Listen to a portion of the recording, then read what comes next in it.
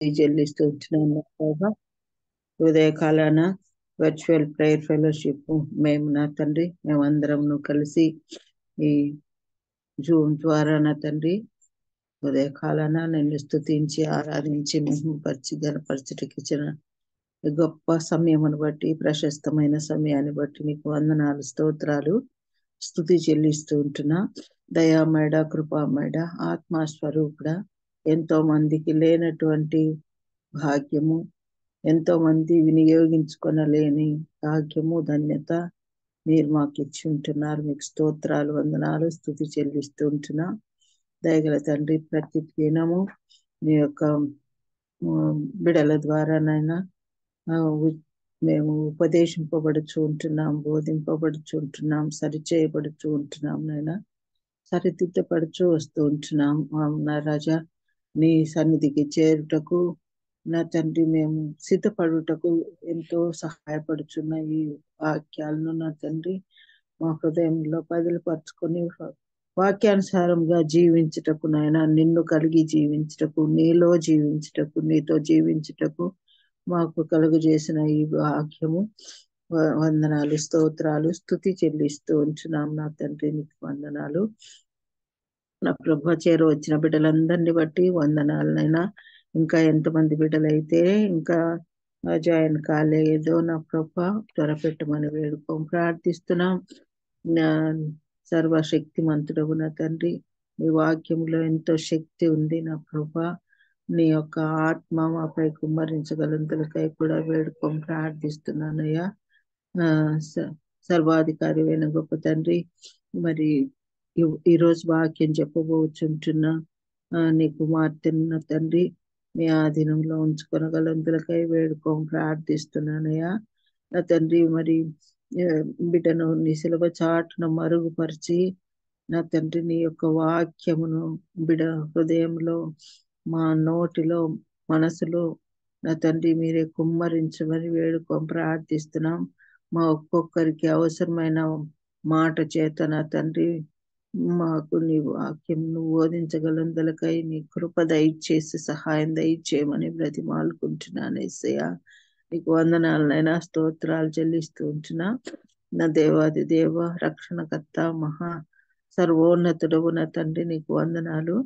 నా తండ్రి, ఈ ఉదయకాలాన ఎంతమంది బిడ్డలైతే నా తండ్రి అనారోగ్యం చేత బాధపడుచుంటున్నారో వారందరినీ నైనా దర్శించగలందుకై వేడుకోం ప్రార్థిస్తున్నానయ్యా. ముట్టండి నైనా నా తండ్రి, నీ కృప చొప్పున సంపూర్ణ ఆరోగ్యం అనుగ్రహించి స్వస్థపరచమని వేడుకోం ప్రార్థిస్తున్నాం. ఆర్థిక సమస్యల చేత బాధపడుచున్న బిడ్డలు నా తండ్రి, వారిని నా తండ్రి నీ యొక్క ఐశ్వర్యం నుండి వారి అక్కర అవసరత కొరత కోరిక తీర్చగలందులకై బ్రతిమాలుకుంటున్నాను యేసయ్యా. నా తండ్రి నా ప్రభు, మరి ఇతర కారణాల చేత వ్యసనముతో, దుఃఖముతో, బాధతో, వేదనతో, కృంగుదలతో ఉన్నారో నాయన, అట్టి బిడ్డలను దర్శించండి నాయన, ఆదరించండి నా ప్రభు. నీవెంతైనా చాలిన దేవుడవు, గొప్ప తండ్రివి, ప్రభుడవు నాయన. నీకు అసాధ్యమైనది ఏది లేదు నా తండ్రి. వారికి ఎదురొచ్చుచుంటున్న శోధనలు నా తండ్రి జయించటకు కాల్సిన బిడ్డలకు కాల్సిన శక్తిని మీరే ప్రసాదించగలందులకై, ఓదార్చగలందులకై, సరిచేయగలందులకై సమయోచిత కాలంలో సమస్తమును సమకూర్చి అనుగ్రహించగలటకు నీ కృప దయచేయండి నాయనా. ఈ దినము నా తండ్రి నీ పునరుద్ధాన దినమై ఉండగా నా తండ్రి మేమందరమును ఆలయములకు వెళ్ళుటకు, మందిరాలకు వెళ్ళుటకు నాయనా నీ కృప దయచేయండి. మరి ఇప్పుడు వినబోయే వాక్యం నా తండ్రి నా ప్రభు మా హృదయంలో బదిలపరుచుకునే కృపను మాకు దయచేసి నాయన వాక్యానుసారంగా జీవించుటకు సహాయం దయచేయండి. కరుణ వాత్సల్యము గల నా దేవుడవునైనా చిన్న బిడ్డలను బట్టి వృద్ధులను బట్టి కూడా ప్రత్యేకంగా ప్రార్థిస్తున్నానయ్యా. ప్రతి ఒక్కరికి మంచి ఆరోగ్యం అనుగ్రహించి నడిపించగలందులకై, నీ యందు భయభక్తులు కలిగి జీవించుటకు మాకు నేర్పిస్తున్నందుకై మరొకసారి స్తోత్రాలు చెల్లిస్తూ, దయామేడ కృపామేడ ఆత్మ స్వరూపుడమైన నా అత్యున్నతుడమైన నా యేసు నామములో నా తండ్రి ఈ విజ్ఞాపన ప్రార్థన చేసి విన్నవించుకుంటున్నాను నా తండ్రి. మీ ఆత్మను మా హృదయములలో, మా మనసులలో, మా తలంపులలో, మా క్రియలలో ఉంచి నడిపించగలందులకై వేడుకుంటూ ఆది అంతమై ఉండి నడిపించమని యేసు అద్భుతమైన శక్తిగల నామంలో అడిగి వేడుకుంటున్నాను తండ్రి. Amen. Amen. Amen. Amen. Hallelujah. Praise the Lord. Thank you so much అన్నారు. దేవుని నామమునకు మహిమ కలుగును గాక. స్వర్ణలత అంటే గుడ్ మార్నింగ్ అంటే. Praise the Lord. స్వరూపన్న గుడ్ మార్నింగ్ అంటే. స్వరూపన్న ప్లీజ్. Thank you Johnson. కూడి వచ్చిన పరిశుద్ధులందరికీ దేవుని నామంలో వందనాలండి. దైవానుచిత్తంగా ఈరోజు వాక్యానికి మనకు అందించడానికి ఏర్పరచబడినటువంటి సిస్టర్ స్వర్ణలత సిస్టర్ గారు మనకు వాక్యాన్ని అందించడానికి సిద్ధంగా ఉన్నారండి. స్వర్ణలత సిస్టర్ గారు, సోని సిస్టర్ గారు కూడా అని అంటారండి. సిస్టర్ గారిని పరిచయం చేయడం గౌరవంగా భావిస్తా ఉన్నాను. స్వర్ణలత సిస్టర్ గారు అందరికీ సుపరిచితులేనండి. అయినా సభా మర్యాద కోసం చిరు పరిచయం. తెలుగు బ్రాహ్మణ కుటుంబంలో పుట్టి పెరిగినటువంటి స్వర్ణలత సిస్టర్ గారు సువార్త యొక్క లోతైన పిలుపునకు అసాధారణ రీతిలో ప్రతిస్పందించారు. జీవితంలో అతి క్రూరమైన పెనుగాలులతో విరిగి నలిగిన పాత్ర. స్వర్ణలత సిస్టర్ గారు ఒంటరి తల్లిగా అత్యంత నిరాశ నిస్పృహలతో కూడిన పరిస్థితుల మధ్య ధైర్యాన్ని కూడా తీసుకొని దేవునికి శక్తివంతమైన సాక్షిగా నిలిచారు. స్టీల్ ప్లాంట్ ఉద్యోగి, ప్రముఖ వర్షిప్ లీడర్ శ్యామ్ శ్రీనివాస్ గారితో వివాహం ఆమె జీవితంలో ఒక అద్భుతమైన సరికొత్త మలుపు. శ్యామన్న మరియు సోనియా సిస్టర్ గారి జంట వారి జీవితంలో దేవుడు చేయుచున్న లోతైన కార్యమునకు బలమైన సాక్షులుగా నిలుస్తున్నారు. యువతను, కుటుంబాలను ఆదరించి బలపరచడం, వాక్య పరిచర్య మరియు ఆరాధన మొదలగునవి వారి పరిచర్యలు. సిస్టర్ గారి కుటుంబాన్ని దేవుడు దీవించిన విధానాన్ని బట్టి దేవునికి వందనాలండి. వెల్కమ్ టు సిస్టర్ గారు, ప్లీజ్ అమ్మా. దేవుని పరిశుద్ధ నామానికి స్తోత్రము. మరి దినం ఆదివారము మనం అందరము కూడా సంఘాలకు వెళ్ళి దేవుణ్ణి ఆరాధించే దినమైనది కనుక సంఘానికి సంబంధించిన విషయాలే కొన్ని నేను జ్ఞాపకం చేయడానికి ఇష్టపడుతున్నాను. ఆదివారం అనగానే మరి కొన్ని గంటల్లో అందరూ కూడా ఎవరి సంఘానికి వాళ్ళు వెళ్తాము, దేవుణ్ణి ఆరాధన చేస్తాము. ఎందుకు అసలు సంఘముగా మనం ఏర్పడ్డాము, సంఘము యొక్క ప్రాధాన్యత ఏంటి, సంఘానికి ఎందుకు వెళ్ళాలి, సంఘములో ఏముండాలన్నవి అనేకమైన విషయాలు పరిశుద్ధ గ్రంథంలో రాయబడ్డాయి. అయితే మరి సమయాన్ని బట్టి అన్నీ చెప్పలేకపోవచ్చు, కానీ కొన్ని ప్రాముఖ్యమైన విషయాలు సంఘాన్ని గురించి తెలియజేయాలని నేను కోరుకుంటున్నాను. మొట్టమొదటిగా సంఘము ఆయన శరీరం.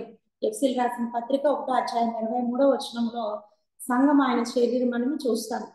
అయితే సంఘముగా ఎందుకు మనము కూడాలి, లేకపోతే సంఘముగా కూడి ఎందుకు ఆరాధన చేయాలి, సంఘానికి ఉండవలసిన అతి ప్రాముఖ్యమైన లక్షణం ఏంటి అన్నది ఈ ఉదయకాల సమయంలో నేను జ్ఞాపకం చేయడానికి ఇష్టపడుతున్నాను. మరి మూల వాక్యంగా 1 కొరింథీయులకు రాసిన పత్రిక 1:2 ఒకవేళ తీసినట్లయితే, లేకపోతే బైబిల్లో ఒకవేళ చేతిలో లేకపోయినా వినొచ్చు.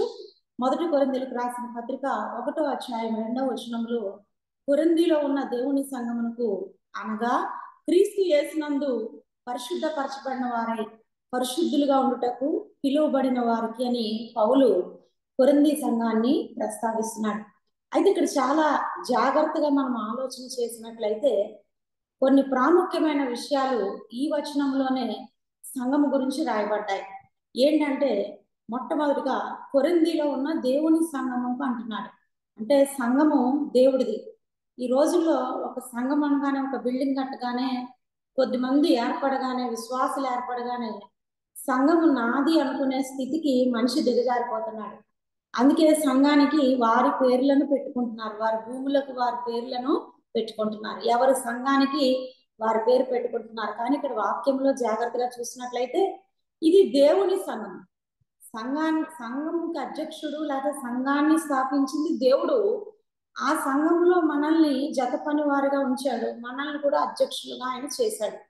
ఎందుకు ఇది దేవుని సంఘం అంటే అపోస్తుల కార్యాలు 20వ అధ్యాయము 27-28 ఒకవేళ చూసినట్లయితే అపోస్తుల కార్యాలు 20వ అధ్యాయం 27, 28 వచనాలు చూసినట్లయితే దేవుడు తన స్వరక్తం ఇచ్చి సంపాదించుకున్న సంఘమును కాయుటకు పరిశుద్ధాత్ముడు దేని మీద మిమ్మల్ని అధ్యక్షులుగా ఉంచినో ఆ మంద యావత్తు నిమిత్తము మీ మటుకు మీరు కూడా జాగ్రత్తగా ఉండుడి అంటాడు. దేవుడు తన స్వరక్తం ఇచ్చి సంపాదించుకున్న సంఘము అంటున్నాడు. మరి ఆ సంఘానికి పరిశుద్ధాత్మ దేవుడు అధ్యక్షులుగా ప్రతి ఒక్కరిని ఉంచాడు.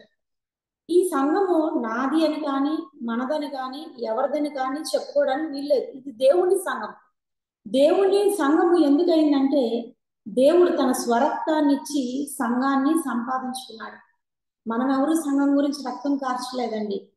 మనం ఎవరు సంఘం గురించి ఏమీ కూడా చేయలేదు. కానీ దేవుడు సంపాదించిన సంఘాన్ని కాయడానికి, మేపడానికి, నడిపించడానికి దేవుడు అనేక తలాంతులు గలవారిని సంఘంలో ఉంచాడు, అధ్యక్షులుగా ఉంచాడు. కొంతమందికి 5 ఇచ్చాడు, కొంతమందికి 2 ఇచ్చాడు, కొంతమందికి 1 ఇచ్చాడు. ఇచ్చిన వాళ్ళందరి మీదుగా మళ్ళీ అధ్యక్షుడిగా ఒక కాపరిని ఉంచాడు.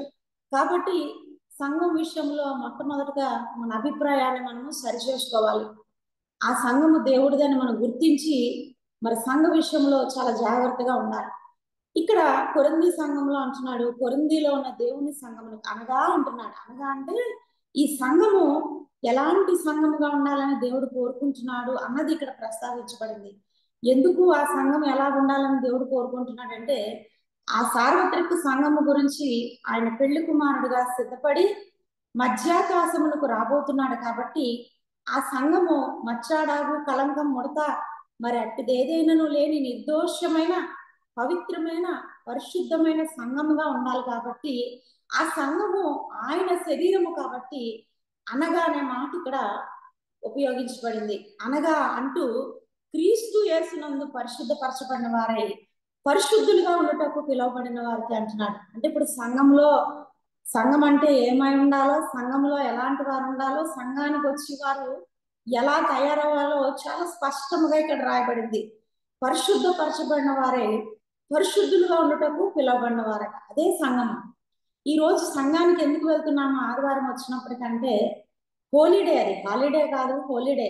మనల్ని పరిశుద్ధులుగా చేయడానికి, పరిశుద్ధతలో మనల్ని స్థాయి పెంచుకుని పోవడానికి దేవుడు ఒక దినాన్ని ఏర్పరిచాడు. అందుకే ఆదికాండం 2వ అధ్యాయంలో చూసినప్పుడు 1వ వచనం నుంచి ఆ 3వ వచనం దాకా దేవుడు తను చేసిన పని అంతటినీ ముగించి మరి 7వ దినాన్ని విశ్రమించి దాన్ని ఆశీర్వదించి పరిశుద్ధపరచాడన్న మాటను మనం చూస్తాం. దేవుడు 7వ దినాన్ని ఆశీర్వదించి పరిశుద్ధపరిచాడు. ఆశీర్వదించబడిన దినము, పరిశుద్ధపరచబడిన దినము. మరి అందుకే సంఘానికి ప్రతి ఒక్కరు కూడా వెళ్ళాలి. ఎందుకంటే సంఘానికి వెళ్ళడం ద్వారా మనం ఆశీర్వదించబడతాము, పరిశుద్ధపరచబడతాము. అయితే ఎలాగ పరిశుద్ధతలోకి వెళ్ళాలి అన్నది, ఎదుగుతామన్నది, లేకపోతే పరిశుద్ధతలో ఎలా వృద్ధి చెందాలన్నది ఒక 3-4 వచనాలు జ్ఞాపకం చేయకముందు ఇంకొన్ని విషయాల సంఘం గురించి నేను చెప్పాలనుకుంటున్నాను.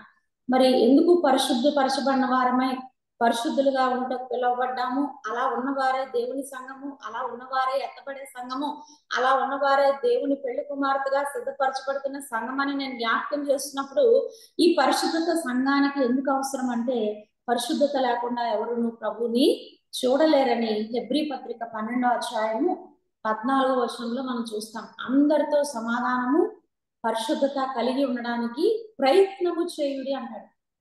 సమాధానము, పరిశుద్ధత కలిగి ఉండడానికి ప్రయత్నం చేయాలి. మరి ఈ మాట ఒకవేళ జాగ్రత్తగా చేసినట్లయితే సమాధానం లేకపోతే పరిశుద్ధత ఉండదు, పరిశుద్ధత లేకపోతే సమాధానాన్ని కోల్పోతాం. సమాధానానికి పరిశుద్ధతకి అంతటి దగ్గర సంబంధం ఉందండి. నిజంగా మన వ్యక్తిగత జీవితంలో అసమాధానం అనేది ఏర్పడితే వెంటనే పరిశుద్ధతను కోల్పోతాం.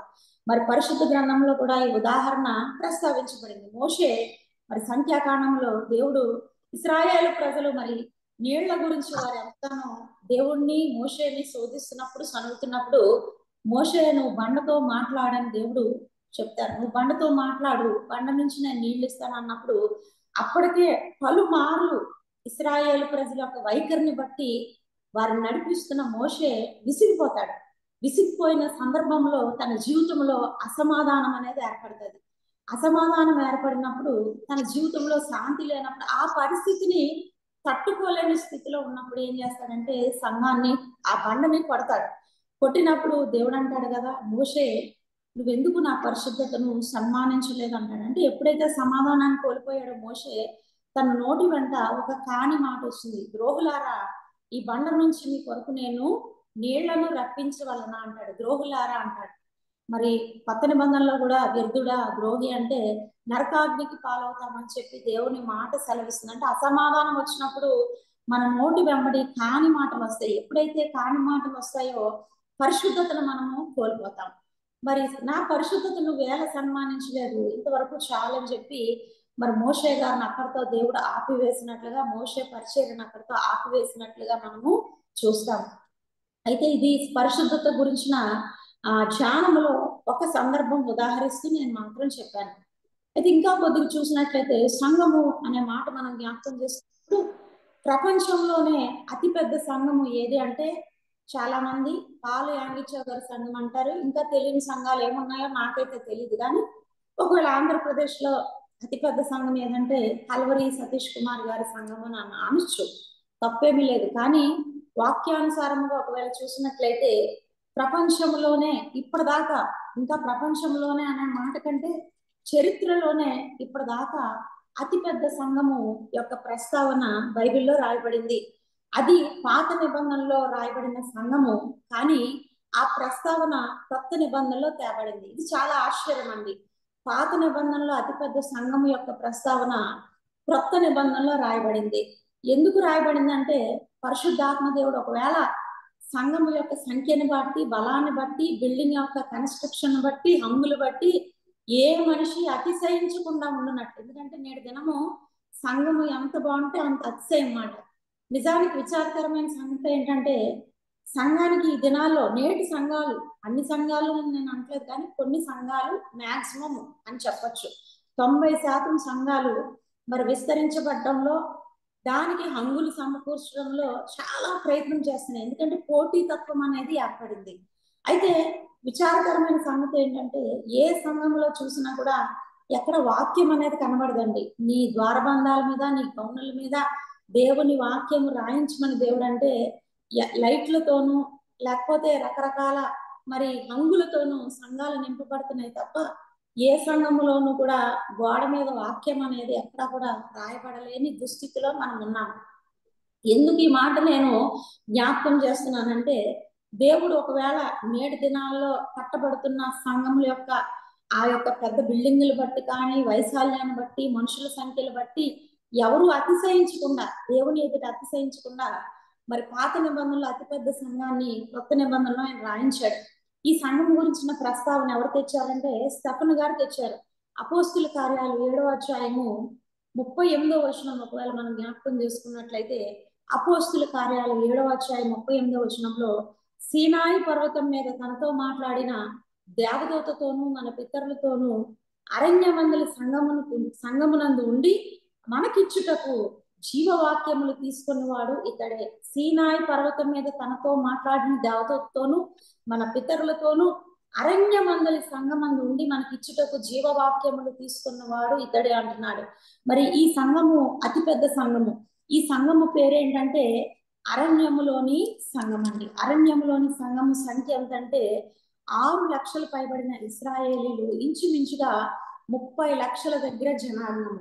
ఈ 30 లక్షల జనాంగముకి నిజం చెప్పాలంటే వాళ్ళకి ఏమి పోడియం లేదు, పులిపీటి లేదు, స్టేడియం లేదు, లేకపోతే సౌండ్ సిస్టమ్ లేదు, లైటింగ్ లేదు, మైకులు లేవు. కానీ ఈ సంఘానికి జీవవాక్యాలు ఎవరు అందించారంటే మోషే గారు ఆయన అందించారు. ఈ జీవవాక్యాలు అందించడానికి ఆయన సీనాయి పర్వతం మీదకి ఎక్కారని చెప్పి ఇక్కడ దేవుని వాక్యంలో స్పష్టంగా రాయబడింది. మొట్టమొదటి సంఘము, అతిపెద్ద సంఘము, అతి విశాలమైన సంఘము, ఎక్కువ సంఖ్య కలిగిన సంఘం పేరు ఏంటంటే అరణ్య మండలి సంఘము. ఒకవేళ ఇంగ్లీష్ లో చెప్పాలంటే విల్డర్నెస్ చర్చ్ గా కూడా మనము చెప్పుకోవచ్చు. విల్డర్నెస్ చర్చ్ లేకపోతే చర్చ్ ఇన్ ద విల్డర్నెస్. మరి ఈ జీవవాక్యాలు సీనాయి పర్వతం మీదకి వెళ్ళి మోషే తీసుకొచ్చాడు. ఈరోజు సంఘమునికి దేవుని వాక్యాలు ఎక్కడ నుంచి రావాలి అంటే, ఏ సంఘము పరిశుద్ధంగా సంఘముగా తయారవుతుందంటే ఎవరైతే జీవవాక్యము తీసుకురావడానికి, కల్పనా కథలు కానీ, మితము లేని వంశావళులు కానీ, లేకపోతే పెట్ట కథలు కానీ అలాంటివేమీ కూడా లేకుండా కేవలము దేవుడితో మాట్లాడి దేవుడితో సంభాషించి జీవవాక్యము తీసుకురావడానికి సీనాయి పర్వత అనుభవం మీదకి ఎవరైతే వెళ్తారో వాళ్ళు మాత్రమే, ఆ కాపర్లు మాత్రమే సంఘాన్ని పరిశుద్ధ సంఘముగా తీర్చిదిద్దగలుగుతారు. అందుకే నెహెమ్యా గ్రంథము 9వ అధ్యాయం 13వ వచనంలో కూడా మోషే గురించిన ప్రస్తావన మనము చూస్తాం. సంఘము గురించిన ప్రస్తావన మనం చూస్తాం. 9వ అధ్యాయము నెహెమ్యా గ్రంథం 13వ అధ్యాయం 13వ వచనం. సీనాయి పర్వతం మీద నుండి దిగివచ్చి ఆకాశము నుండి వారితో మాట్లాడి వారికి నీతియుక్తమైన విధులను, సత్యమైన ఆజ్ఞలను, మేలుకరములైన కట్టడలను, ధర్మములను నీవు దయచేసితివి, నీవు దయచేసితివి అంటున్నాడు. మరి అపోస్తుల కార్యములో స్టెఫెన్ అయితే మోషేకి ఇచ్చాడు అంటున్నాడు జీవవాక్యాలు. ఇక్కడ నెహెమ్యా అంటున్నాడు ఆకాశము నుండి వారితో మాట్లాడి అంటున్నాడు. అంటే ఒకవేళ ఏ కాపరి ఎంత మంచి మెసేజ్ చెప్పినా, ఎంత జ్ఞానంతో కూడిన వాక్యం ఆ సంఘానికి అందించినా కూడా ఆ మాటలు ఆకాశం నుండి దేవుడు వారితో మాట్లాడితేనే వారు మాట్లాడగలరు అనే సత్యాన్ని ప్రతి ఒక్క కాపరి కూడా ఒప్పుకోక తప్పదండి. ఇక్కడ మరి నెహెమ్యా గ్రంథంలో ఆకాశం నుండి వారితో మాట్లాడి వారికి నీతియుక్తమైన విధులను, సత్యమైన ఆజ్ఞలను, మేలుకరమైన కట్టడలను, ధర్మములను నీవు దయచేసి వారికి నీ పరిశుద్ధమైన విశ్రాంతి దినమును ఆచరింప ఆజ్ఞ ఇచ్చి, నీ పరిశుద్ధమైన విశ్రాంతి దినం అంటున్నాడు. అందుకే ఈ విశ్రాంతి దినం అనేటప్పటికి ఇది పరిశుద్ధమైన దినంగా మనం గుర్తించాలి, గ్రహించాలి. దేవుని సన్నిధికి వెళ్ళడానికి, పరిశుద్ధతను సంతరించుకోవడానికి ఆతృత పడాలి. పరిశుద్ధమైన విశ్రాంతి సంఘమని మరి ఆచరించుటకు నీ దాసుడైన మోషే ద్వారా ఆజ్ఞలను, కట్టడలను, ధర్మశాస్త్రమును వారికి నియమించుతవి అంటున్నాడు. మరి ఎంత చక్కటి మాటలు ఇక్కడ రాయబడ్డాయండి. పరిశుద్ధమైన విశ్రాంతి దినం, పరిశుద్ధమైన సంఘము. మరి పాత నిబంధనలో మరి సంఘంగా కూడుకునుట అనే ప్రస్తావన ఉందంటే మొట్టమొదటి సంఘం అరణ్య మందల సంఘంగా చూసాము. వారికి ఏమి ఒక గుడారము లేదు, వారికి ఏమి ఒక చర్చి బిల్డింగ్ లేదు. కానీ వారు అలా సాగిపోతున్నప్పుడు ఆ సాగిపోయే ప్రయాణంలోనే దేవుడు వాగ్దానం ఏంటంటే ఎక్కడ 2-3 నా నామాన కూడుకుంటారో వారి మధ్య నేను ఉంటానని దేవుడు మాట్లాడాడు. కాబట్టి వారి మధ్యన ఆయన ఉండి వారిని అరణ్య మందల సంఘముగా నడిపించి పోషించి సంరక్షించాడు. అయితే ఇదే నెహెమ్యా గ్రంథము 8వ అధ్యాయం 18వ వచనం చివరి భాగంలో ఉంటది. మరొకవేళ ఆదివారము ఆరాధన కూడుకోవటం అనేది పరిశుద్ధ గ్రంథంలో ఉందా అని ఎవరైనా అడిగితే, ఎందుకంటే విశ్రాంతి దినం అంటే తప్పేమీ కాదు, పాత నిబంధనలో శనివారం కింద ప్రస్తావించబడింది. కానీ ఒక ఆధారము, మనం ఎవరికైనా అడిగిన వాళ్ళకి చెప్పడానికి ఆలోచన కలిగించే ఒక మాట ఏంటంటే నెహెమ్యా గ్రంథం 8వ అధ్యాయం 18వ వచనం చివరి భాగం మాత్రమే నేను చదువుతున్నాను. మరి ఎజ్రా ఆ ఉత్సవమును 7 దినములు ఆచరించాక, పర్ణశాలల పండుగను 7 దినములు ఆచరించాక ఇశ్రాయేలు ప్రజలందరూ చేసిన ఒక పని ఏంటంటే వారు విధి చొప్పున 8వ దినమున పరిశుద్ధ సంఘముగా కూడుకున్నారట. విధి చొప్పున 8వ దినమున వారు పరిశుద్ధ సంఘముగా కూడుకున్నారు. మరి వారానికి ఎన్ని రోజులని ఎవరినైనా అడిగితే ఎల్కేజీ చదువుకునే వాళ్ళతో వరకు, పీజీ చదువుకునే వరకు కూడా అందరికీ తెలిసిన విషయం ఏంటంటే 7 దినాలే. డేస్ ఆఫ్ ద వీక్ 7 రోజులే. మనకి తిప్పి మళ్ళా 7 రోజులే రొటీన్ అవుతా ఉంటాయి, కంటిన్యూ అవుతూ ఉంటాయి. కానీ ఇక్కడ 8వ దినమున వారు పరిశుద్ధ సంఘముగా కూడుకున్నారని ఉంది. ఒకవేళ 8వ దినం ఏమొచ్చిందని ఒకవేళ ఆలోచన చేసినట్లయితే ఖచ్చితంగా మరి డేస్ ఆఫ్ ద వీక్ ప్రకారం మనం చూసుకుంటే మరలా ఆదివారమే 8వ దినం వచ్చిందండి. 8వ దినమున విధి చొప్పున అంటే ఒక రెస్పాన్సిబిలిటీ, మన అందరికీ కూడా ఒక బాధ్యత. ఎన్ని పనులున్నా, ఎన్ని అలిగేషన్స్ ఉన్నా కూడా పరిశుద్ధ సంఘంగా కూడుకొనుట, మరీ ఎంతో ఎమర్జెన్సీ అయితే తప్ప, అనారోగ్య పరిస్థితి అయితే తప్ప, లేవలేని పరిస్థితి అయితే తప్ప, మరి అలవి కాని ఆటంకం ఉంటే తప్ప పరిశుద్ధ సంఘంగా కూడుకోవడానికి, దేవుడి సన్నిధికి వెళ్ళడానికి మనం నిర్లక్ష్యం చేయకూడదు. ఎందుకంటే అది దేవుడు పరిశుద్ధ దినము, దేవుడిచ్చిన ఆజ్ఞ, దేవుడిచ్చిన నియమము. విధి చొప్పున మనం అందరూ కూడా పరిశుద్ధ సంఘముగా కూడుకోవాలి, పరిశుద్ధతను సంతరించుకోవాలి.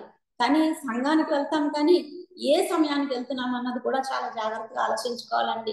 ఒకవేళ సంఘము టైం మనందరికీ తెలుసు, కానీ చాలా మందిని చూసినప్పుడు బాధేస్తూ ఉంటది. సంఘము ఆరాధన అయిపోయి వచ్చే వాళ్ళు కొంతమంది, ఇంకా వాక్యం అయిపోతున్న సమయంలో వచ్చే వాళ్ళు కొంతమంది, వాక్యం అయిపోయి ఆమెన్ అన్న తర్వాత కూడా వచ్చే వాళ్ళు కొంతమంది ఉంటారు.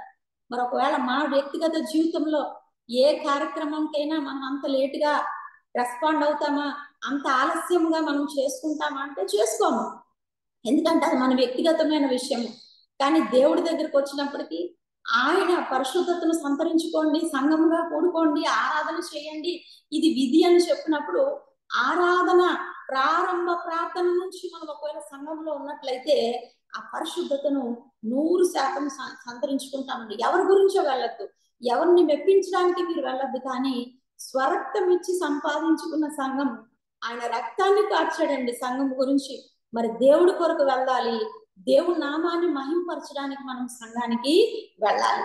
ఇది విధి అని చెప్పి పరిశుద్ధ సంఘం, అందుకే దేవుని సంఘం అని చెప్పి మరి అక్కడ కొరింథీ పత్రికలో అంటాడు, తిమోతి పత్రిక 1 తిమోతి 3:15 అంటాడు, జీవము గల దేవుని సంఘం అంటాడు.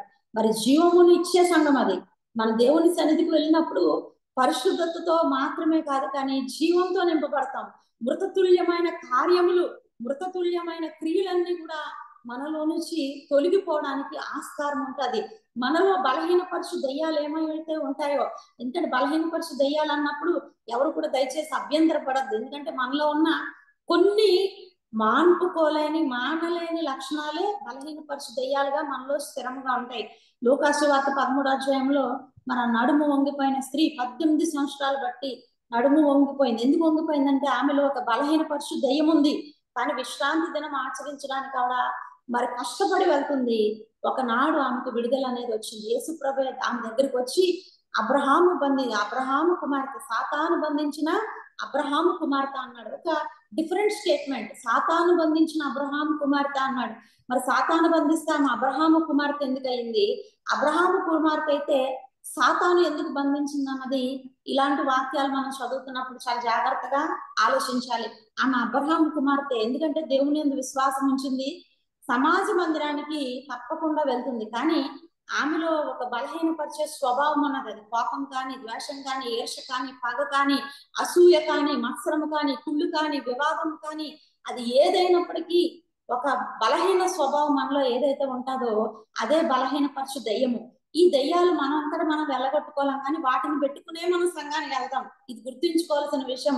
ఆ దయ్యం పెట్టుకునే ఆవిడ సమాజ మందిరానికి 18 సంవత్సరాలు బట్టి వెళ్తుంది. కానీ సమాజ మందిరానికి లేకపోతే సంఘానికి ఆమె నమ్మకంగా వెళ్తుంది కాబట్టి ఆ బలహీనపరిచే దయ్యము నుంచి ఆవిడ విడుదల అనేది పొందుకుందండి. యేసు ప్రభువే స్వయముగా ఆమె దగ్గరికి వచ్చి మరి సాతాను బంధించిన అబ్రహాము కుమార్తె అయిన ఈమెకు నేను ఈ దినం విడుదల ఇస్తున్నానని చెప్పి ఆయన విడిపించినట్లుగా చూస్తున్నాను.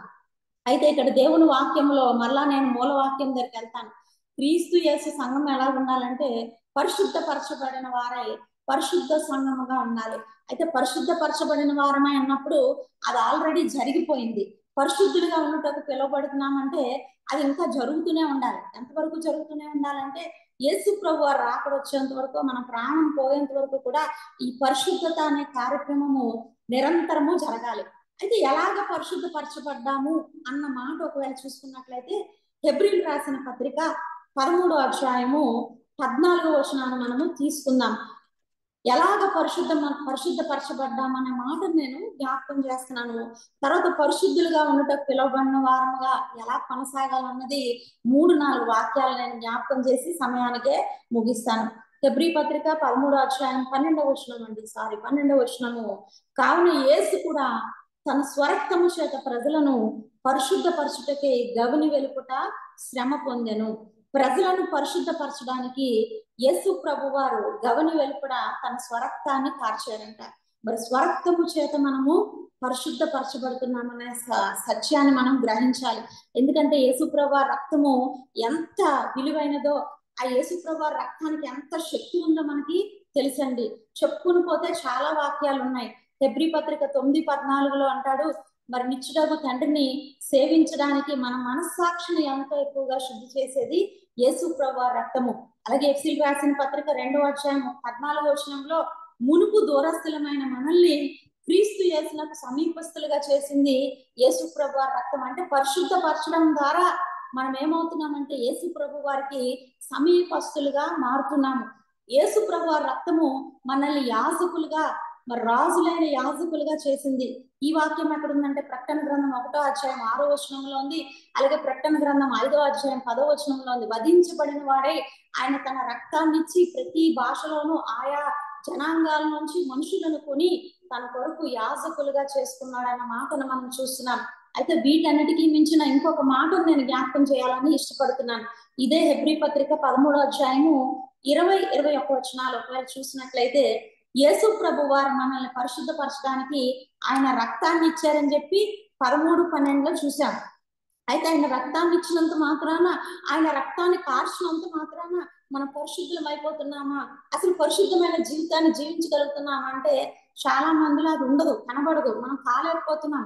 ఎందుకు కాలేకపోతున్నాం అంటే రక్తాన్ని యేసుప్రభు వారు కార్చారు, కానీ మనం చేయవలసిన విషయాలు కూడా కొన్ని ఉన్నాయి. మరి ఇక్కడ 20-21 వచనాల్లో 2 విషయాలు మనము చేయవలసి ఉంది. ఆ 2 విషయాలు ఏంటో నేను జ్ఞాపకం చేస్తాను. గొర్రెల గొప్ప కాపరి అయిన యేసు అనే మన ప్రభువును నిత్యమైన నిబంధన సంబంధము రక్తాన్ని బట్టి మృతుల్లో నుండి లేపిన సమాధానకర్తయగు దేవుడు యేసు క్రీస్తు ద్వారా తన దృష్టికి అనుకూలమైన దానిని మనలో జరిగించుచు ప్రతి మంచి విషయంలో తన చిత్త ప్రకారము చేయుటకు మిమ్మల్ని సిద్ధపరచును గాక. నిబంధన రక్తాన్ని బట్టి, ఆయన కార్చిన రక్తాన్ని బట్టి 2 పనులు చేయడానికి మనల్ని దేవుడు ప్రోత్సహిస్తున్నాడండి. మరి పరిశుద్ధులుగా ఉండాలంటే చాలా సింపుల్ గా, ఒకవేళ ఈ వాక్యం ఇప్పుడు నేను చదివినప్పుడు అర్థం కాకపోతే మీరు తర్వాత తీసి ధ్యానించండి దయచేసి. 2 విషయాలు ఏమున్నాయంటే, తన దృష్టికి అనుకూలమైన దాన్ని మనలో జరిగిస్తున్నాడు. రెండోది, తన చిత్త ప్రకారం మంచి విషయాల్లో మనల్ని సిద్ధపరుస్తున్నాడు. ఇంకా దీన్ని సులువుగా చెప్పుకోవాలంటే, మన చిత్తం తీసేసి ఆయన చిత్తానికి మనల్ని మనం అప్పగించుకున్నప్పుడు మనం పరిశుద్ధులం కాగలం. అలాగే మన యొక్క ఆలోచన, మన దృష్టికి అనుకూలమైన దాన్ని తీసేసి ఆయన అనుకూలమైన దాన్ని మనల్ని మనం అప్పగించుకున్నప్పుడు పరిశుద్ధులం కాగలం. మరలా ఈ మాటలు నేను జ్ఞాపకం చేస్తున్నానండి. దేవుడికి అనుకూలమైన దానికి మనల్ని మనం అప్పగించుకోవడం, అలాగే దేవుని చిత్తానికి మనల్ని మనం అప్పగించుకున్నప్పుడు పరిశుద్ధులము కాగలం. మనకు అనుకూలమైన చాలా ఉంటాయి. నాకు ఈ కూర అంటే ఇష్టం అండి, నాకు అనుకూలం, ఈ బట్ట అయితే అనుకూలము, ఈ వాతావరణం అయితే అనుకూలం అని మనం ఎన్నో చెప్తూ ఉంటాం. కానీ మనకు అనుకూలమైంది, మన చిత్తం పక్కన పెట్టినప్పుడు మాత్రమే పరిశుద్ధత అనేది సంతరించుకుంటాం. అయితే ఒక మాట నేను జ్ఞాపకం చేస్తున్నాను. అసలు దేవుడికి అనుకూలమైంది ఏంటి? దేవుడికి అనుకూలమైంది ఏంటి? దేవుడి చిత్తం ఏంటంటే మనకు తెలుసు. సంఘాన్ని పరిశుద్ధంగా తయారు చేసి ఆయన ఎదుటి నిలబెట్టుకోవడమే. వాక్యము చేత, ఉదక స్నానము చేత దాన్ని పవిత్రపరచడము దేవుని యొక్క ఉద్దేశం. అయితే దేవుడికి అనుకూలమైనది ఏంటి అన్నది మనం ఒకవేళ ఆలోచన చేసినట్లయితే 93వ కీర్తన 5వ వచనంలో చూసినట్లయితే, యెహోవా పరిశుద్ధతయే నీ మందిరమునకు ఎన్నటన్నటికి అనుకూలం అంటాడు. యెహోవా పరిశుద్ధతయే నీ మందిరమునకు ఎన్నటన్నటికి అనుకూలం. దేవుడికి అనుకూలమైంది ఏంటంటే పరిశుద్ధత అండి. ఆయన పరిశుద్ధుడైన దేవుడు, పరిశుద్ధతను కోరుకున్న దేవుడు, పరిశుద్ధుడు పరిశుద్ధుడు పరిశుద్ధుడని నిత్యము పిలువపడుచున్న దేవుడు. మరి ఆయన మందిరానికి అనుకూలం పరిశుద్ధత. ఆ మందిరం ఎవరంటే మనమే. మొదటి పేతురు రాసిన పత్రిక 2వ అధ్యాయం 5వ వచనంలో ఉంటుంది, దేవునికి అనుకూలమగు సజీవమైన మందిరాలుగా మనము ఆత్మ సంబంధమైన మందిరాలుగా కట్టబడుచున్నాం అంటాడు. దేవుడికి అనుకూలమగు సజీవమైన మందిరాలుగా, ఆత్మ సంబంధమైన మందిరాలుగా కట్టబడుచున్నామంట. దేవునికి అనుకూలమగు అనే మాట అక్కడ కూడా పేతురు గారు రాసుకొస్తాడు. మరి దేవుడికి అనుకూలం ఏంటంటే పరిశుద్ధతయానికి అనుకూలం. ఈ దినము పరిశుద్ధతను మనమంతా మనం సంతరించుకోలేము కాబట్టి ఆ పరిశుద్ధతను నేర్పే ప్రక్రియలో దేవుడు సంఘ వ్యవస్థను స్థాపించాడండి. కాపరులను నియమించాడు, అధ్యక్షులు నియమించాడు. ఎవరైతే సంఘానికి ప్రాధాన్యత ఇస్తారో, సంఘానికి ఇవ్వడం మాత్రం అంటే ఆదివారం వెళ్ళినంత మాత్రాన మీరు పరిశుద్ధులైపోతారు, నేను పరిశుద్ధురాలు అయిపోతానని నేను చెప్పట్లేదు. మనం కూడా వ్యక్తిగతంగా చేయవలసిన కొన్ని పనులు ఉన్నాయి. ఆ పనులు మనం చేయగలిగితేనే పరిశుద్ధతను సంపాదించుకుంటాం. 2 మాటలు చెప్పాను. మన ఆలోచన మనకు అనుకూలమైన దాన్ని పక్కన పెట్టాలి, మన చిత్తాన్ని పక్కన పెట్టాలి. దేవుడి ఆలోచనకు మనం అప్పగించుకున్నప్పుడు పరిశుద్ధతను సంతరించుకుంటాము. దేవుడి చిత్త ప్రకారం నడుచుకున్నప్పుడు పరిశుద్ధతను సంతరించుకుంటాం. దేవుడి చిత్తం ఏంటో తెలియాలంటే ఖచ్చితంగా దేవుని వాక్యాన్ని మనము చదవాలి. అయితే పాత నిబంధనలోని ఈ పరిశుద్ధత గురించి ప్రభు రాస్తూ లేవియా కాండము 11వ అధ్యాయము 44-45 వచనాలు చూసినట్లయితే, లేవియా కాండము 11వ అధ్యాయము 44-45 వచనాలు. నేను మీ దేవుడైన యెహోవాను, నేను పరిశుద్ధుడను గనక మీరును పరిశుద్ధులై ఉండినట్లు మిమ్మల్ని మీరు పరిశుద్ధపరచుకొనవలెను. మ్యాండేటరీ అండి, ఇది కంపల్సరీ మాట. నేను పరిశుద్ధుడను కనుక మీరును పరిశుద్ధులై ఉండినట్లు మిమ్మల్ని మీరు పరిశుద్ధపరచుకోవాలి. అంటే మనల్ని మనమే పరిశుద్ధపరచుకోవాలి. సంఘానికి వెళ్ళినంత మాత్రాన పరిశుద్ధత అనే వస్త్రం మన మీదకి వచ్చేది, లేకపోతే మనం ఏం పరిశుద్ధులుగా మార్పం. కానీ మనల్ని మనం పరిశుద్ధపరచుకోవాలి. మనలో దేవుడికి ఆయాస్కరమైనవి ఏమున్నాయో తొలగించుకుంటూ తీసివేసుకుంటూ దేవుని వాక్యం మనలో విత్తబడుతున్నప్పుడు మనం దిద్దుబాటు చేసుకుంటూ మన జీవితాలు మనం సరి చేసుకున్నప్పుడు పరిశుద్ధతను మనము సంతరించుకోవాలి. అయితే ఇక్కడ చూసినట్లయితే ఒక మంచి మాట రాయబడింది. ఈ మాట చెప్తూ ఇదే 44వ వచనంలో అంటాడు, నేల మీద ప్రాకు జీవరాశులలో దేని వలనను మిమ్మల్ని మీరు అపవిత్రపరచుకోకూడదు. నేను మీ దేవుడినై ఉంటకు ఐగుప్తు దేశంలో నుండి మిమ్మల్ని రప్పించిన యెహోవాను, నేను పరిశుద్ధుడను కనుక మీరును పరిశుద్ధులు కావలెను. అయితే చెయ్యండి లేకపోతే మానేయండి, మీకు సులువుగా ఉంటే చేయండి పాటించండి లేకపోతే మానేయండి అని ఎక్కడ వాక్యంలో లేదండి. మీరు పరిశుద్ధులు కావాలను అన్నాడు దేవుడు. ఎందుకంటే నేను మిమ్మల్ని ఐగుప్తు దేశంలో రప్పించాను, పాపం నుండి విడిపించాను, బానిసత్వం నుండి విడిపించాను, శాపం నుండి విడిపించాను, నా రక్తాన్ని కార్చి సంఘముగా మిమ్మల్ని ఏర్పరచుకున్నాను. కాబట్టి మీరు పరిశుద్ధులు కావాల్సిందే. ఇది ఒక మన జీవితంలో నిరంతరం కొనసాగే ప్రక్రియగా ఉండాలి. అయితే ఈ పరిశుద్ధత గురించి రాస్తున్న ఈ సందర్భంలో ఒక మాట నన్ను చాలా ఆకట్టుకుంది. ఇక్కడ నేల మీద ప్రాకు జీవరాశులలో దేని వలనను మిమ్మల్ని మీరు అపవిత్రపరచుకోకూడదు. నేల మీద ప్రాకు జీవరాశులు, ఈ నేల మీద పాకే జీవరాశులు చాలా ఉన్నాయండి. మరి జీవరాశులు అంటే పురుగులు పాములు అని అనుకుంటాం, కానీ మనం కూడా జీవరాశుల కిందే లెక్క వస్తాం. నేల మీద ప్రాకు, ఒకవేళ పరిశుద్ధత సంపాదించుకోవాలంటే మనం నేల మీద ప్రాకే జీవరాశుల్లాగా ఉండకూడదు. ఎందుకంటే ఈ నేల శపించబడింది. నేలంతా కూడా ఆదాము చేసిన తప్పును బట్టి, ఆదాము చేసిన దోషాన్ని బట్టి నేలంతా కూడా శపించబడింది. శపించబడిన భూమి మీద, శపించబడిన నేల మీద మనం ఇప్పటికీ జీవిస్తున్నాం. ఎప్పుడు ఈ భూమికి శాప విముక్తి అన్నది మనకు తెలుసు. ఎందుకంటే సృష్టి అంతయు కూడా తన విడుదల కొరకు మూలుగుచున్నది, భూమి కూడా మూలుగుచున్నదని రోమీల పత్రికలో రాయబడి ఉన్నది. మరి 1000 ఏళ్ల పరిపాలన ముందు, అనగా 7 సంవత్సరాల శ్రమల కాలం ముగిసిన తర్వాత దేవుడు ఈ భూమిని నాశనం చేస్తాడు. క్రొత్త ఆకాశము క్రొత్త భూమి అప్పుడు వస్తాయి. 1000 సంవత్సరాల పరిపాలన క్రొత్త భూమి మీదే జరుగుతుంది. యెరూషలేము ప్రధానమైన పట్టణముగా, ముఖ్య పట్టణముగా స్థాపించబడుతుంది. కానీ అప్పటిదాకా కూడా శపించబడిన ఈ భూమి మీద మనము జీవిస్తున్నాం. మరి నేల గురించి, భూమి గురించి చెప్పాలంటే భూమికి ఉన్న ఒక ఆకర్షణ శక్తి చాలా గొప్పదండి. మనం ఏది పైకి విసిరినా కిందకి పడుతుందని చెప్పి మరి న్యూటన్ గారు అప్పుడు కనుగొని మనకు చెప్పారు. టీ లాస్ ఆఫ్ న్యూటన్ లో మనం చూస్తాం. కానీ మనందరికీ కూడా ఇప్పుడు తెలిసిన విషయమే. ఒకవేళ మనం కూడా పైకి ఎగిరామనుకోండి, గెంతుదామంటే ఖచ్చితంగా మళ్ళా తిరిగి భూమికే పడతాం, భూమికే వస్తాయి. ఈ మాట నేను జ్ఞాపకం చేస్తున్నప్పుడు భూమికి ఉన్న ఆకర్షణ శక్తి గొప్పది కాబట్టి మనం భూ సంబంధులుగా ఉండకూడదు, లోక సంబంధులుగా ఉండకూడదని దేవుడి వాక్యం ద్వారా హెచ్చరిస్తున్నాడు. భూమి మీద పాకే జంతువుల్లాగా, భూమిని అంటి పెట్టుకునేవారుగా, భూమి యొక్క ఆశలకు లోపడేవారుగా, శరీర ఆశలకు లోబడేవారుగా మనము ఉండకూడదు. మరి భూమికి ఉన్న ఆకర్షణ శక్తి అంత గొప్పదండి. మనం భూ సంబంధులుగా జీవింపజేయడానికి మాక్సిమం అపవాది ప్రయత్నం చేస్తాడు. అందుకే యేసుప్రభు వారు అన్నారు, లోకము నుండి నేను మిమ్మల్ని వేరుపరిచితిని అంటాడు. లోకంలో ఉన్నప్పటికీ కూడా మీరు లోక సంబంధులు కానట్లు సత్యమందు మిమ్మల్ని ప్రతిష్ఠ చేసేతిని అంటాడు. మరి సత్యమందు ప్రతిష్ఠ చేయబడినప్పుడు మాత్రమే మనం భూ సంబంధులుగా నడుచుకోము. కొలస్సీ 3:1 ఉంటది కదా, మీరు క్రీస్తుతో కూడా లేపబడిన వారైతే పైనున్న వాటినే వెతుకుడు. అక్కడ క్రీస్తు దేవుడు కుడిపార్శ్వం ఉన్నాడు, కానీ భూ సంబంధమైన వాటి మీద మీ మనసును పెట్టుకొనకుడి అంటాడు. భూ సంబంధమైన వాటి మీద మన మనసును మనము పెట్టుకునే వారుగా ఉండకూడదు. శపించబడిన భూమితో మనకేమి కూడా పని లేదండి. అందుకే సంఘము గురించి యేసుప్రభు వారు వచ్చినప్పుడు ఆయన మధ్యాకాశం దాకా వస్తారు, భూమి మీదకి రారు. ఎందుకంటే ఈ నేల శపించబడింది. ఆయన మధ్యాకాశానికి వస్తారు. భూమి మీద నివసిస్తున్న మనము ఆ మధ్యాకాశానికి కొనుకోబడతాం. ఆ బూర శబ్దం విన్నప్పుడు మనం మధ్యాకాశానికి కొనుకోబడతాం, మధ్యలో కలుసుకుంటాం. ఆయన ఆకాశం నుండి మధ్యాకాశాన్ని దిగొస్తాడు, మనం భూమి మీద నుండి మధ్యాకాశానికి వెళ్తాం. అయితే మధ్యాకాశానికి ఎత్తబడే సంఘానికి కావాల్సిందే పరిశుద్ధత. అందుకే ఒక మాట నన్ను చాలా ఆకర్షించింది. ఆ యోహాను సువార్త 12వ అధ్యాయంలో ఆ మాట రాయబడిందండి. ఒకవేళ తీయగలిగిన వారు ఉంటే తీయండి, లేకపోతే నేనే చదువుతాను. యోహాను సువార్త 12వ అధ్యాయంలో మరి చక్కటి మాట, ఈ భూమి మీద నుంచి మనం ఎత్తబడాలనే మాట 32వ వచనంలో చూస్తాం. నేను భూమి మీద నుండి పైకెత్తబడిన ఎడల అందరినీ నా యొద్దకు ఆకర్షించుకుందునని యేసుప్రభువు చెప్తున్నారు. నేను భూమి మీద నుండి పైకెత్తబడిన ఎడల, అందుకే ఆయన శిలువలో మరణం కూడా ఆ కర్ర మీద మధ్యలో వేలాడారు. ఆయన భూమికి అంటుకుని వేలాడలేదు, భూమికి అంటుకుని ఆయన వేలాడలేదు, మధ్యలో వేలాడారు. అలాగే మనం కూడా దేవుని బిడలగా పరిశుద్ధతను సంపాదించుకోవాలంటే ఈ భూమి మీద నుండి పైకి ఎత్తబడితేనే మనం ఆకర్షించబడతాం.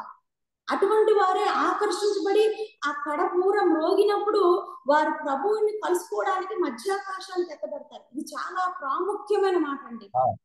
నేను ఆకర్షించుకుంటాను అన్నప్పుడు భూమి మీద నుండి పైకి ఎత్తబడిన స్థితిలో మనం ఉండాలి, భూ సంబంధాలుగా ఉండకూడదు. అందుకే దేవుడు 2 సార్లు మోషేని ఆ హోరేబు పర్వతం మీద కలుసుకున్నప్పుడు, అలాగే యెహోషువని యెరికో ప్రాంతంలో కలుసుకున్నప్పుడు దేవుడు అంటాడు కదా, మోషే నీ చెప్పులు విడు, యెహోషువ నీ చెప్పులు విడు, నువ్వు నిల్చున్న స్థలము పరిశుద్ధ స్థలం అంటాడు.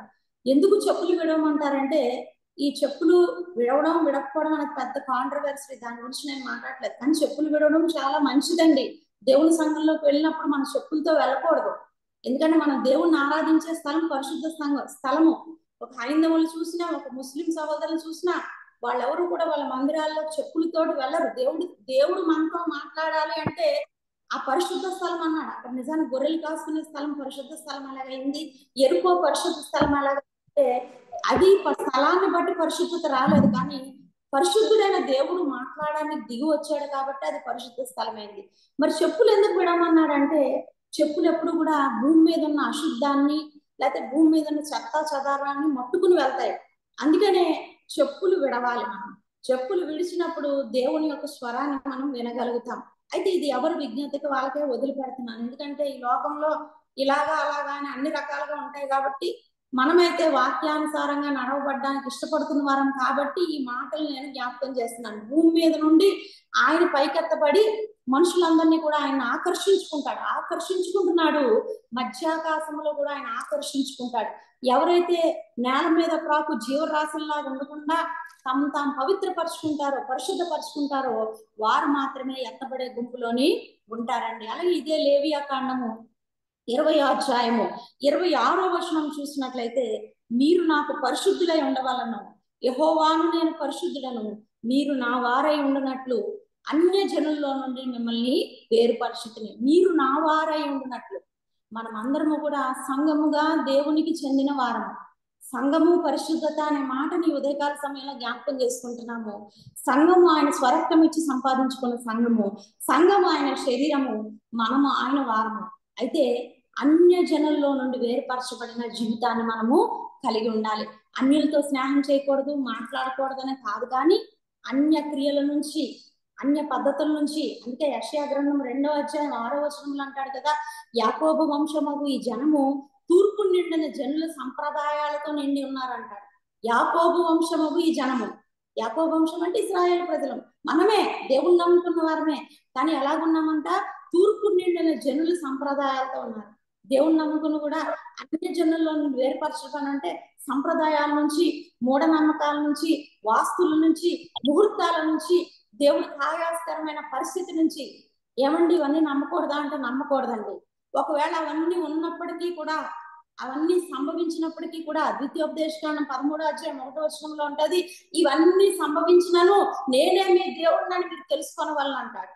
సంభవిస్తే సంభవించవచ్చు, జాతకాల ప్రకారం జరిగితే జరగచ్చు, కానీ మనం ఏమై ఉన్నామంటే పరిశుద్ధులుగా ఉండటకు మనము పిలువబడుతున్నాం. అన్య జనుల్లో నుండి మనము వేరుపరచబడిన స్థితిలో. ఎందుకంటే ఇవన్నీ ఉన్నప్పటికీ కూడా దేవుని యొక్క అనంత జ్ఞానము కంటే ఏది కూడా గొప్ప కాదండి. ఆయన సమస్తము కంటే అధికుడు. మరి అన్ని జనుల్లో నుండి వేరుపరచబడడం అన్నప్పుడు 2 వచనాలు చెప్పి నేను ముగిస్తాను. ఎందుకంటే ఈ అంశంలో చాలా మాటలు ఉన్నాయి, కానీ సమయాన్ని కూడా మనం పాటించవలసిన వారమై ఉన్నాము. ఎఫ్సీలు రాసిన పత్రిక 4వ అధ్యాయం 4వ అధ్యాయం 17వ వచనం, కాబట్టి అన్ని జనులు నడుచుకోవడానికి మీరు ఇక మీదట నడుచుకున్న వాళ్ళని ప్రభు నందు సాక్ష్యం ఇస్తున్నాను. ఒకప్పుడు అన్ని జనుల్లో నడుచుకున్నాం, ఇప్పుడు నడుచుకోకూడదు. ఎందుకంటే అన్ని జనుల్లో ఉండే విషయాలు ఏంటంటే అంధకారమైన మనసు, హృదయ కాఠిన్యము, అజ్ఞానము, జీవంలో నుండి వేరుపరచబడిన స్థితి, మనసుకు కలిగిన వ్యర్థత. ఈ మాటలన్నీ కూడా 18వ వచనంలో రాయబడ్డాయి.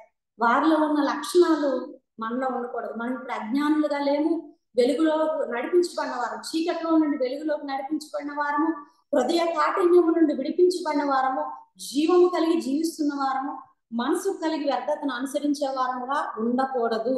మనం పరిశుద్ధులుగా ఉండటకు పిలవబడ్డాం.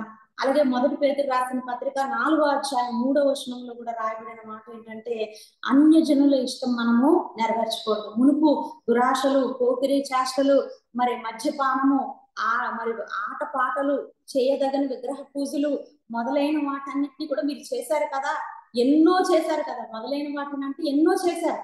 అన్యజనుల ఇష్టము అనేది ఒకప్పుడు మీకు ఉంది, కానీ పరిశుద్ధులు కావాలంటే అన్యజనుల ఇష్టం మనలోని ఉండకూడదు.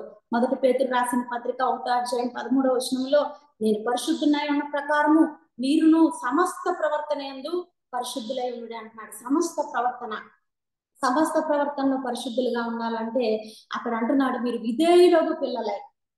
విధేయులకు పిల్లలై పూర్వం అజ్ఞాన దశలో మీకుండిన ఆశలను అనుసరించి ప్రవర్తించద్దు అంటున్నాడు. అజ్ఞాన దశ అంటే దేవుడు తెలియలేని కాలం, దేవుడు నమ్ముకోలేని కాలం, సర్వసత్యం ఏంటో తెలియలేని కాలం.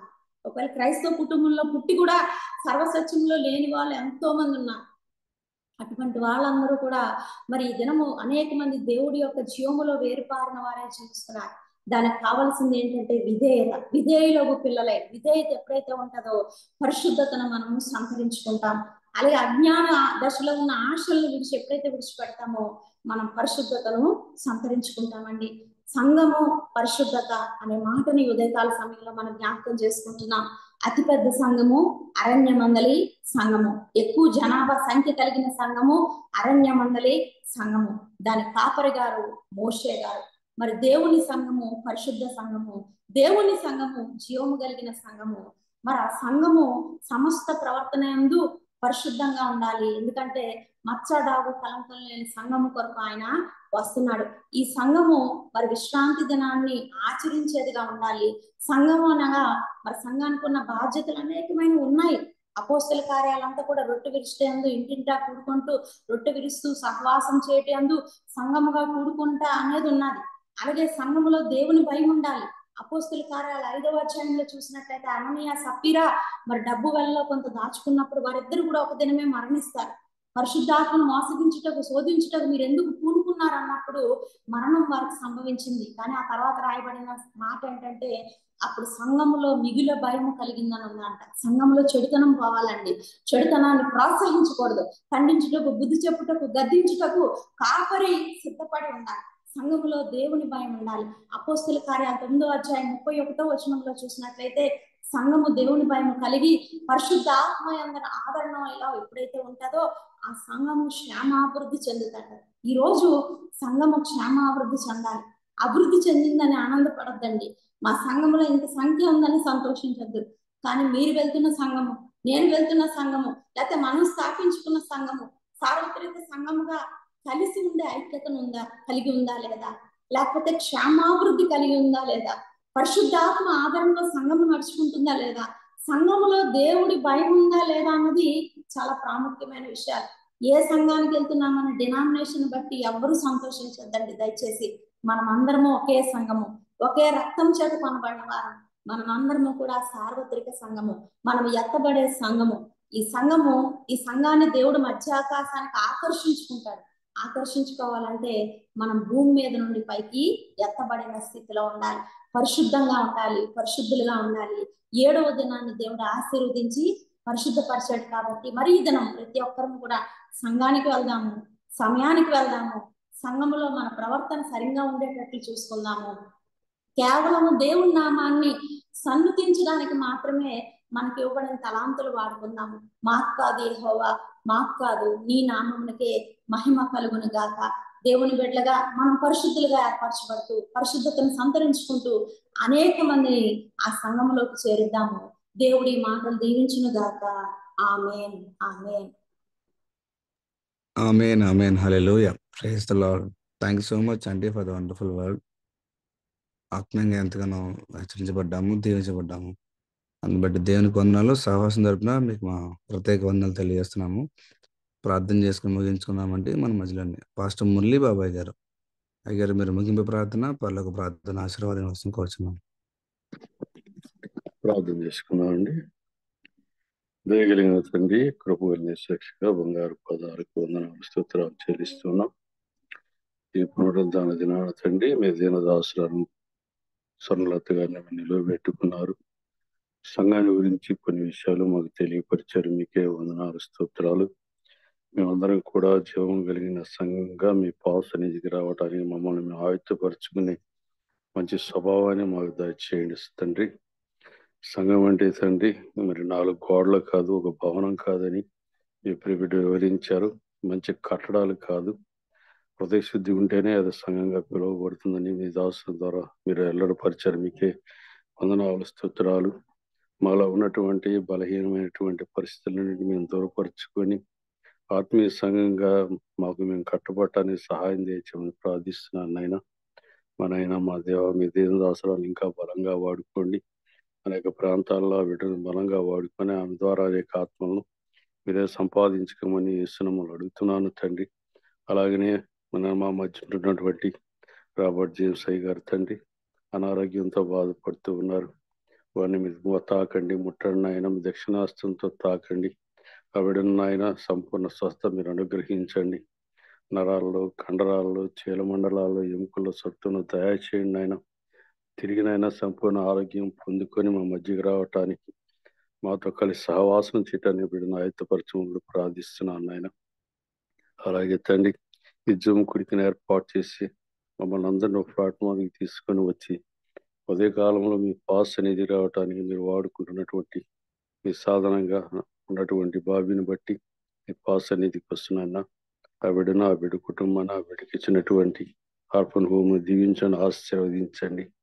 అలాగే జాన్సన్ బట్టి మీ పాస్ సన్నిధికి వస్తున్నాను ఆయన. స్వరూపును బట్టి కూడా మీ పాస్ సన్నిధికి వస్తున్నాను తండ్రి. అలాగే కోర్ కమిటీ తేజాన్ని బట్టి, సురేష్ బాబు గారిని బట్టి, ఇంకా అనేక మంది మరి సేవకులను బట్టి కూడా మీ పాస్ సన్నిధికి వస్తున్నాము నాయన.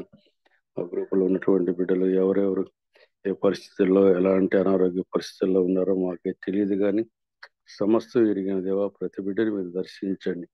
వారి యొక్క బలహీనతల నుండి విడుదల కలిగించండి, స్వస్థ అనుగ్రహించండి నాయన. ఆర్థిక పరమైన సమస్యలు ఉన్నట్లయితే వాటికి మీరు సమాధానం దయచేయమని ప్రార్థిస్తున్నాము నాయన. ఎన్ని కష్టాలు వచ్చినా, నష్టాలు వచ్చినా కూడా తండ్రి విడుక నాయన మీ పాస్ అనేది రావటానికి మా కృపను దయచేయమని ప్రార్థిస్తున్నాం నాయన. ఈ జూమ్ కుడికి జీవిత కాలం కొనసాగటానికి మేమందరం బ్రతికున్నంత కాలం ఈ జూమ్ కుడికి ద్వారా ఉదయాన్నే మీ పాస్ అనేదికి రావడానికి తండ్రి సహాయం దయచేయమని ప్రార్థిస్తున్నాం. మరి పర్యాయం మీ దేవదాసులను మీ చేతులకు అప్పగిస్తున్నాను. ఆవిడని బలంగా వాడుకున్నాయన మన ఆయన మా దేవ. ఈ దినం మా మందిరాలకు మేము వెళ్తూ ఉండగా మీరు మాకు తోడుగా ఉండండి. అక్కడ సాహిత్యకులు మరి పాస్ చెప్తున్నటువంటి మాటలు మేము విని మా జీవితానికి అన్వయించి ఆత్మీయంగా బలపడటానికి సహాయం దయచేయండి. మాకొరు సెలవులో తన ప్రాణాన్ని కలిగి పెట్టిన మా ప్రభువును, మీ కుమారుడును, ప్రాణరక్షకుడు, విమోచకుడిని యేసుక్రీస్తునామని అడిగి వేడుకొని ప్రార్థిస్తున్నాను తండ్రి. ఆమేన్. పరలోకమందున్న మా తండ్రి, నీ నామం పరిశుద్ధ పరచబడును, నీ రాజ్యం వచ్చును గాక, నీ చిత్తం పరలోకమందు భూమి యందు నెరవేరును గాక. మాకు కావలసిన మా ఎడల అపరాధము చేయవారిని క్షమించినట్లు మా అపరాధములను క్షమించు. మమ్మల్ని శోధనలో తప్పించు. రాజ్యము ఎందుకంటే రాజ్యం, శక్తి, మహిమ మన పనులు దేవుని ప్రేమ, కుమారుడిని యేసుక్రీస్తు వారి కృప, ఆదరణకర్త అయిన పరిశుద్ధాత్మ దేవుని సహవాసం ఈ కూడికలో పార్టిసిపేట్ చేసిన ప్రతి బిడ్డకును, సకల పరిశుద్ధులకును, కాయల పడిన జీవంశయ గారికి సదాకాలం చూడండి నడిపించును గాక. Amen. Amen. Amen. Hallelujah. Praise the Lord. Thank you so much అయ్యారు. మరొకసారి సహవాసం తరపున స్వర్ణలత ఆంటీకి కృతజ్ఞతలు తెలియజేస్తున్నాము. కూడొచ్చిన ప్రతి ఒక్కరికి వందనాలండి. మరి శ్రేష్టమైన వాక్యాన్ని మనం ఇతరులకు, మన ఫ్రెండ్స్ కానీ, కొలీగ్స్ కానీ, మన ఫ్యామిలీ మెంబర్స్కి, సేవకులకి పరిచయం చేద్దాము. వారు కూడా జాయిన్ అయ్యి ఎంకరేజ్ చేద్దాం, ప్రార్థన చేద్దాం. అలాగే మన గ్రూప్లో ఇది వరకు జాయిన్ అయిన వాళ్ళు చాలా మంది కంటిన్యూ కాలేకపోతున్నారండి. వారు కూడా జాయిన్ అయ్యేలాగా ప్రార్థన చేద్దాం. మనం ఎదుట ఉన్న ప్రార్థనాంశాలు కూడా మీ వ్యక్తిగత ప్రార్థన జీవితంలో జ్ఞాపకం చేసుకోవాల్సిందిగా కోరుచున్నామండి. కూరొచ్చిన ప్రతి ఒక్కరికి ప్రత్యేక వందనాలు. Have blessed day. రేపటి దినం తిరిగి కలుసుకుందాము. ప్రతిరోజు సేమ్ లింక్ ద్వారా జాయిన్ అవ్వాల్సి కోరుచున్నామండి. అందరికీ వందనాలు. Praise the lord.